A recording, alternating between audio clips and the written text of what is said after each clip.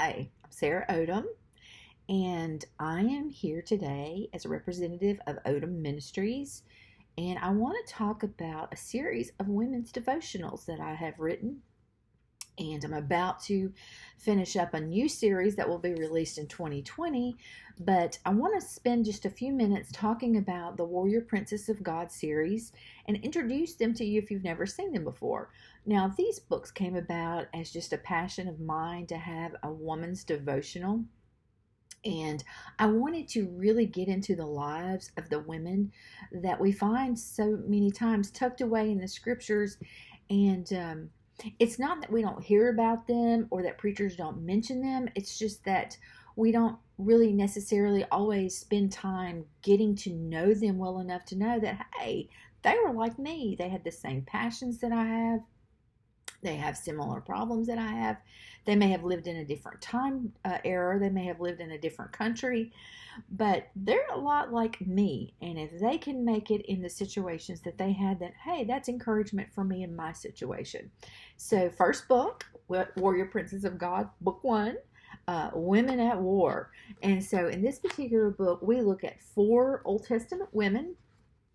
And I set this up originally to be done monthly, and I've had women tell me since then that they just like to pick the books up and read them when they want to, maybe longer periods of time in a single day than just one little devotion, or they pick it up in March and read May's, and that's exactly what they need. And hey, that is okay. As a matter of fact, in the new series, I almost thought about not even putting months to them, just putting a day or some other way to signify that we're changing thoughts. But anyway, here's this first book. Within it, we talk about Deborah, who was to me one of the greatest leaders for women that you can look at in the Old Testament, and look at her life and what she was able to accomplish, and it's amazing to me. Jael, who is really the unsung hero, but yet the one God called. Only other woman like her was Mary.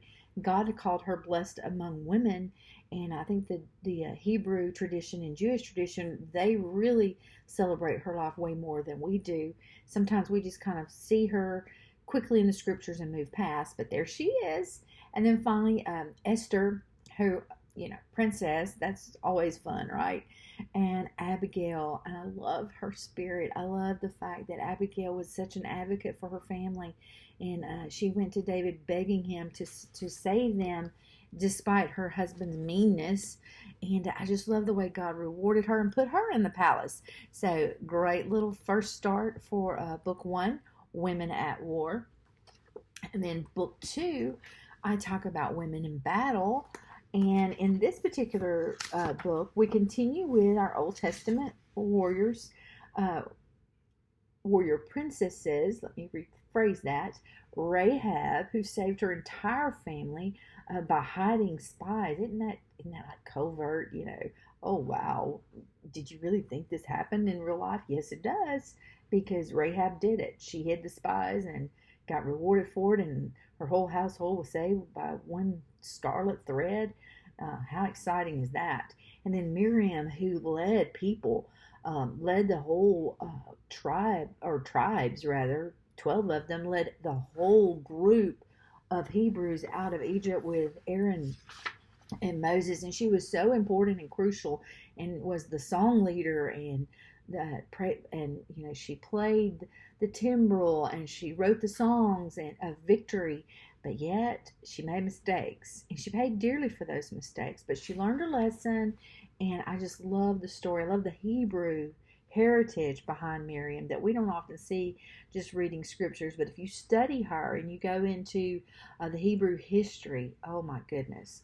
And then Ruth, again, the little Moabite who is from a foreign country, who came in and lost everything, lost her family, lost her husband. But God decided that, hey, this little woman has some faith that I haven't seen in anybody else. And he put her right smack dab in the middle of Jesus's lineage, and love Ruth. Uh, and then Hannah. Oh my goodness, what a sweet little story about Hannah. And the thing that amazes me is she had to live with one of the meanest, just most vindictive, uh, second wives, if you want to call it that, in that time, in that culture.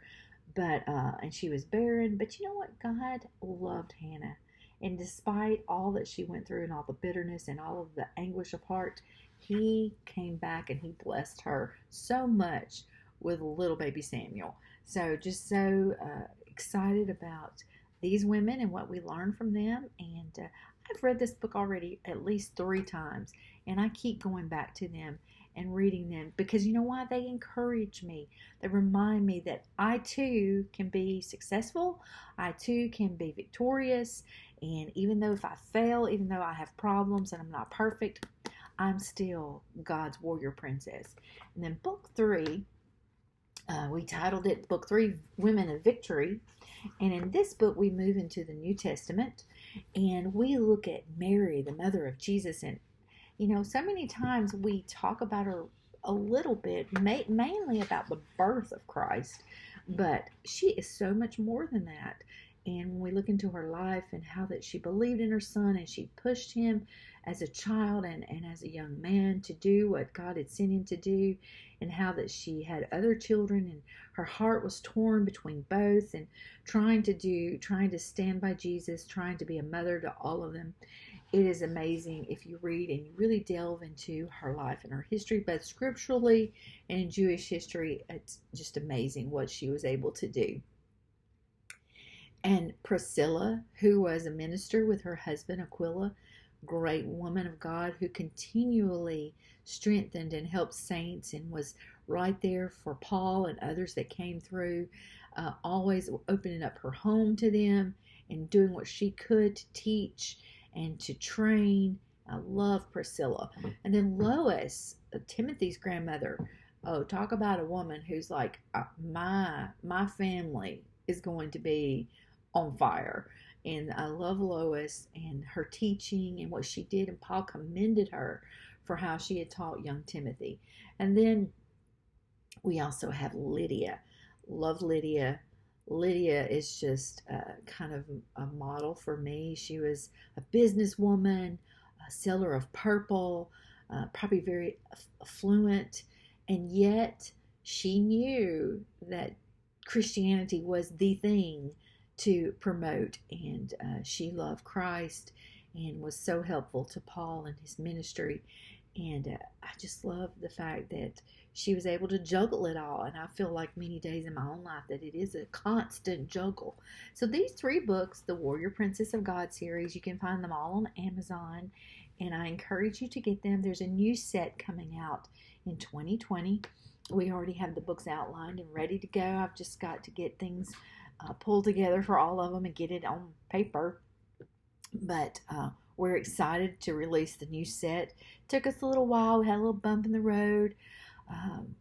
Many of you who know me know that my editor for these series died unexpectedly and tragically.